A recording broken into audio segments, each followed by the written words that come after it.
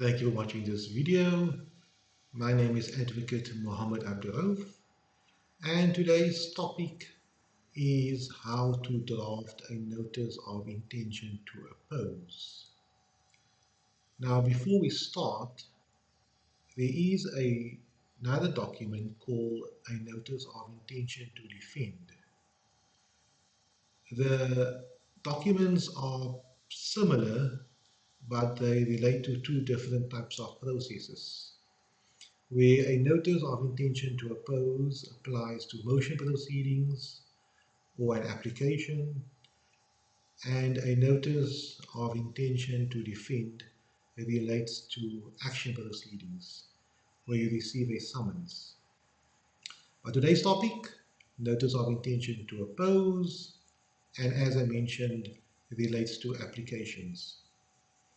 Now, the simplest way to be able to understand what is an application is to compare it with an action. An action ultimately results in a trial where the witnesses or the parties goes on the witness stand, they testify under oath, attorneys ask them questions, they are cross-examined, they are re-examined, and that is how an action proceedings ultimately ends. There is a summons, there is a plea, there is a counterclaim, and so on. Application proceedings, on the other hand, does not follow that procedure. All the evidence is outlined in an affidavit. Therefore, when you start an application, you attach thereto a founding affidavit to the notice of motion. So there's no summons, but there's a notice of motion. And your affidavit gets attached to the notice of motion. So basically what you would have testified in court under oath, you outline in your affidavit, and it is attached to your notice of motion or notice of application, depending upon the relevant process. What is the purpose of filing a notice of intention to oppose? Basically, it is to inform the other side and the court that this specific application which has been launched is being opposed. Meaning, me in this specific case, Kathy Adams, the respondent in this matter, intends to oppose this matter. And how am I going to do that? I intend to file an opposing affidavit or an answering affidavit, but an affidavit. Ultimately, this matter will not be run as a trial. Neither Mark Adams, the applicant in this matter, the one that brought Kathy Adams to court, will testify in court because there will not be a trial. These are application proceedings. There will only be affidavits. Taking it a few steps back, what Mark done to start the process, he drafted a notice of motion, he attached his founding affidavit, he served it on Kathy Adams. Kathy Adams received it, and in the notice of motion, it was mentioned what Mark wants. And for this example, let's say Mark Adams is the landlord and Kathy Adams is a friend of his, they have the same surname, but Mark no longer wants Kathy to live on his premises. So this is basically an eviction application. Mark drafted his notice of motion saying he wants to have her evicted.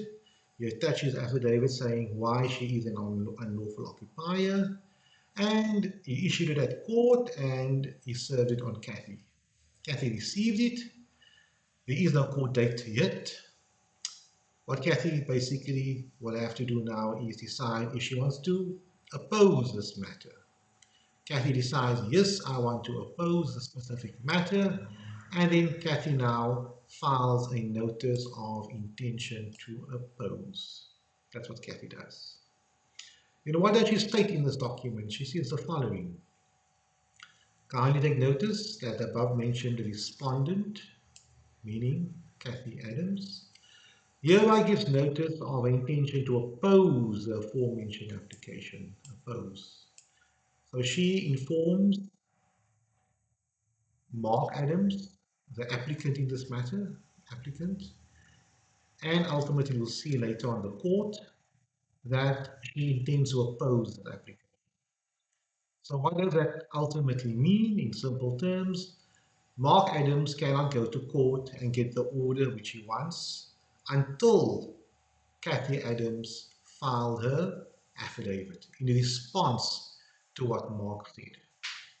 When it goes further, kindly take notice further that the respondent hereby provides the address below at which address she will accept service of all processes, notices, and documents in this action.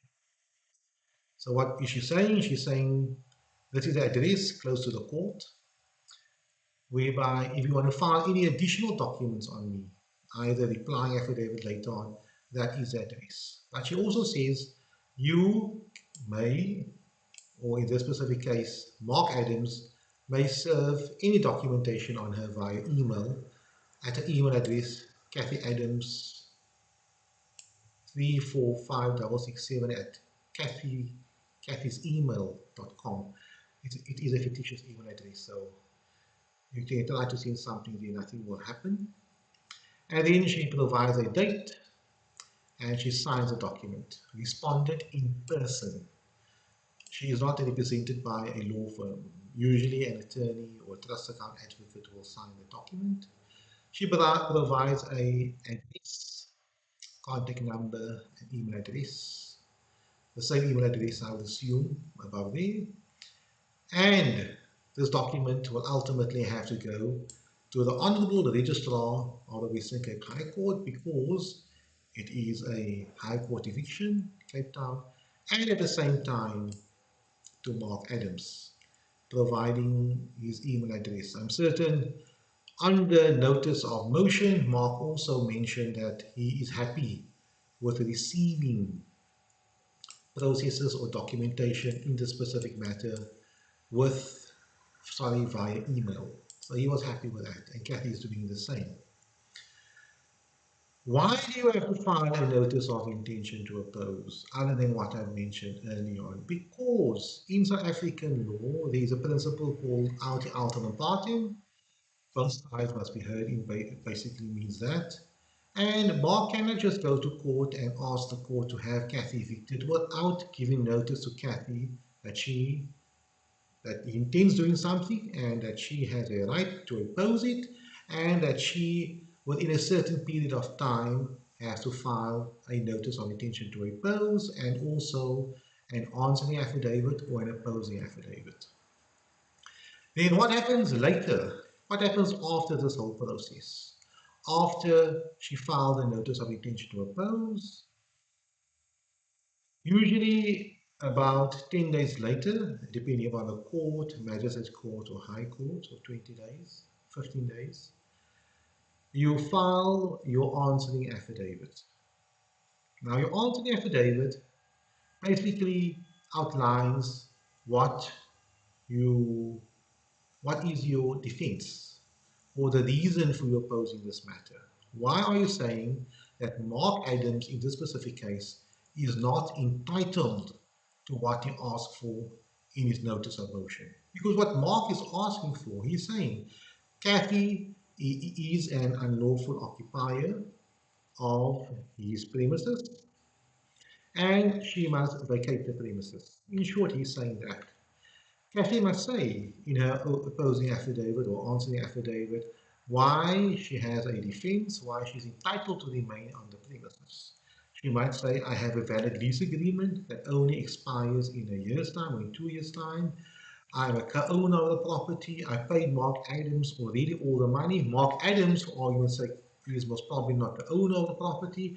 Whatever her defense is.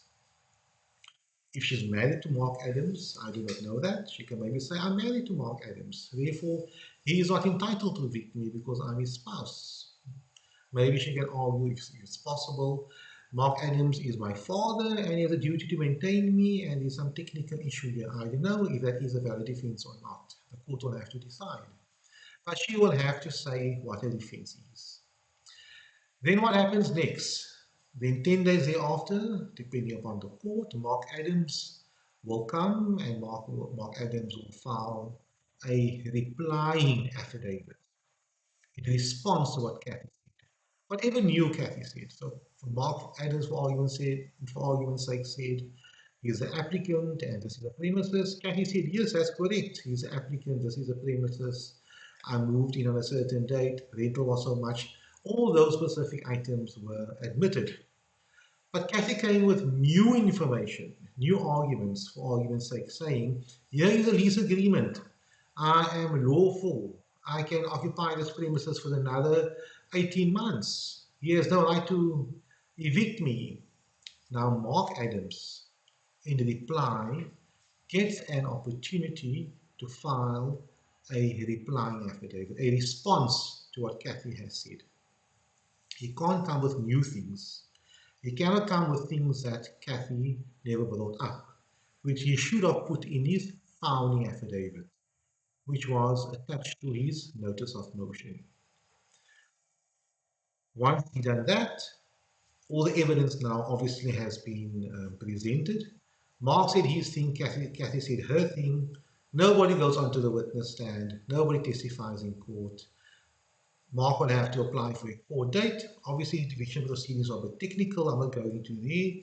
I'm just using this as an example of a normal opposed application, but the Prevention of Illegal Unlawful Occupiers of Land Act, the PI Act, applies to the specific matter, and therefore the law regarding that might be a bit technical, but I'm just trying to give a general example of how a notice of intention to oppose works. So please do not take my advice regarding an eviction matter. A technical example of how this specific case will unfold would be in a matter relating to an interdict. Let's say you have a neighbor that's doing something which you do not like. The same procedure will apply. There's not much technicalities where that is concerned. Mark will ultimately have to apply for a court date. Once he obtains a court date, obviously Kathy will have to be informed thereof, and then the matter will be argued. Now, when I say the matter will be argued, basically what it means is Mark will come on in the court and he will try to convince the judge or the magistrate, depending upon the court, why Kathy should be evicted from the premises. So he's limiting his arguments based upon the affidavits that were already presented. To compare this with a trial action proceedings where a notice of intention to defend is applicable, the same, you will refer to closing arguments.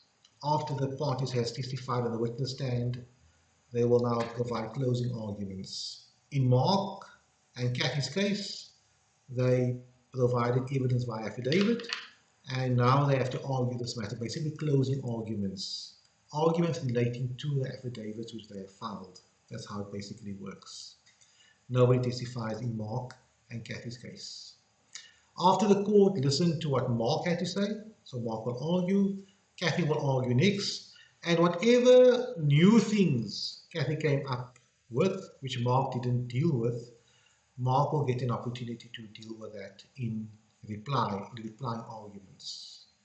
After that has been done, the court will apply its mind and make a decision as to whether or not Kathy was a lawful occupier or not. And also the court might make an order regarding the legal costs in the specific matter. So I hope you understand the difference, or not the difference.